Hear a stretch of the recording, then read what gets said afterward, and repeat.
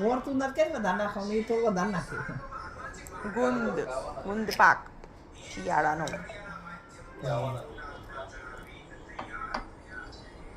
ચલો બધા ખાવા બાએ તૈયાર કર્યો છે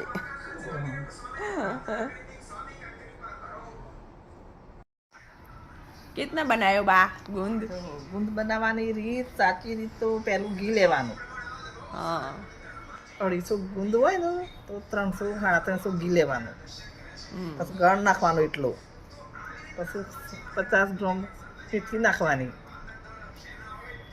પછી સૂંઠ ગંઠોડા નાખવાના કાજુ બદામ નાખવાના પછી છેલ્લે ગુંદ નાખવાનો છેલ્લે ગુંદ નાખવાનો એમ ને પતી જાય પાકી જાય એટલે થાળીમાં લઈ લેવાનું પછી આવા પીસ પાડવાના હા પછી બેઠા બેઠા ખાવાનું બોલો સવારે ઓ રોજ સવારે વહેલા પહેલા ખાઈ લેવાનું બ્રશ કરીને ગુંદ ખાવાનું તો શરીરનું તાકાત તાકાત મળે બસ શિયાળાનો પાક ગુંદ પાક